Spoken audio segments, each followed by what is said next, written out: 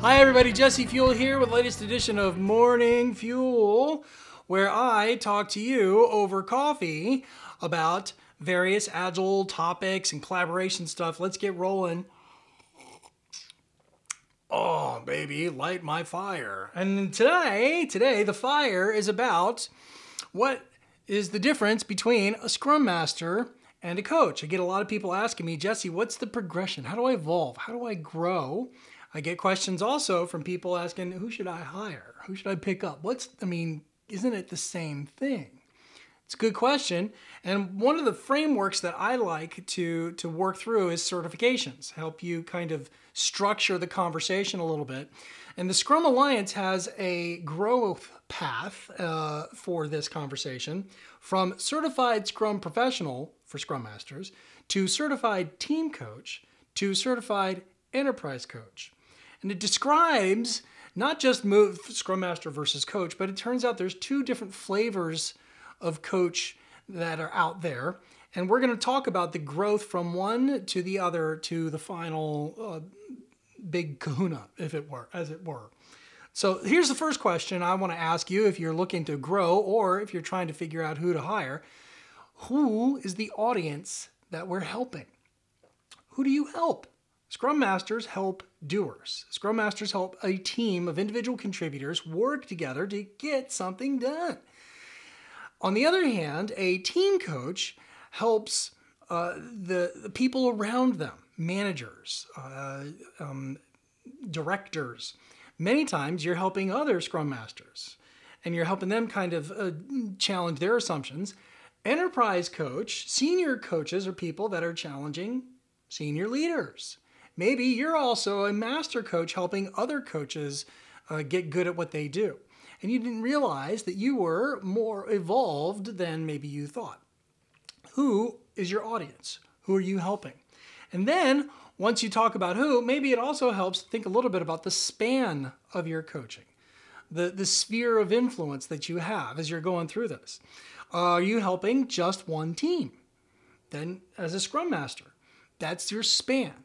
On the other hand, an agile coach must be expected to be able to support multiple teams at a time, especially if they're trying to work together and figure out how our dependencies evolving and what are our norms that are common versus our approaches that are specific to us.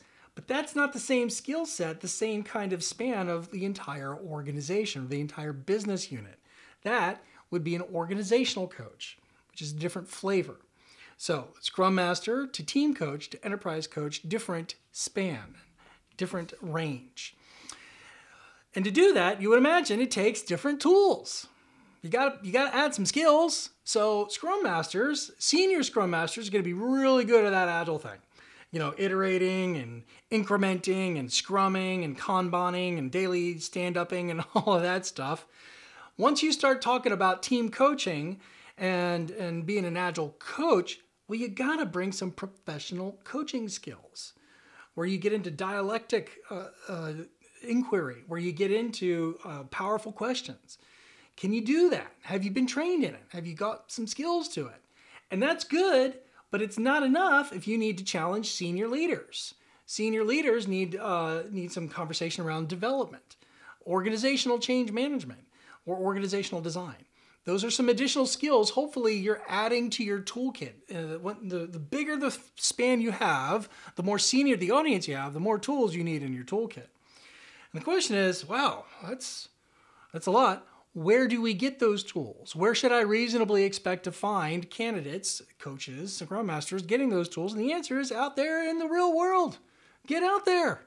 Go talk to people. If you're a Scrum Master, maybe you do, maybe you don't go to a meetup. If you're a Scrum Master, maybe you do, don't go to a conference. Don't necessarily read a book, maybe you do. Great, awesome.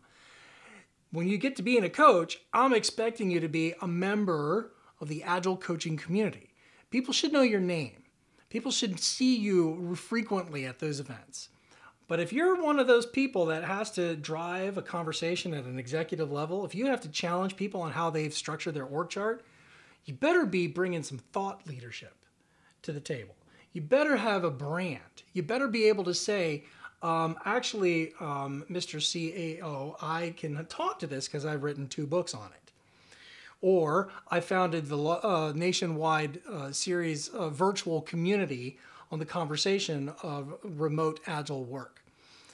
That is a thought leader in the community, probably not needed for someone helping programs of multiple teams, probably certainly not necessarily for just helping a group of people get together.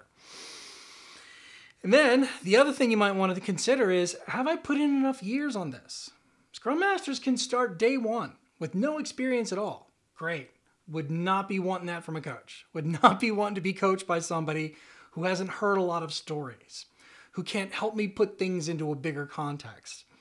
And the more senior the coach's responsibilities, the more hard work I'm expecting to have under their belt. So that's a framework to help you think about your own progression. Where are you at? Are you a senior Scrum Master? Are you maybe helping multiple teams? Going through a conversation with managers and other Scrum Masters? You're probably coaching. You're probably a coach. But then if you want to get to that level where you're influencing at an organization and with senior leaders and you're impacting org design, now you can aspire to becoming one of those enterprise agile coaches. Hopefully that was helpful. See you next time. I'm here on Morning Fuel where we'll talk about the next question, the next topic. Talk to you then.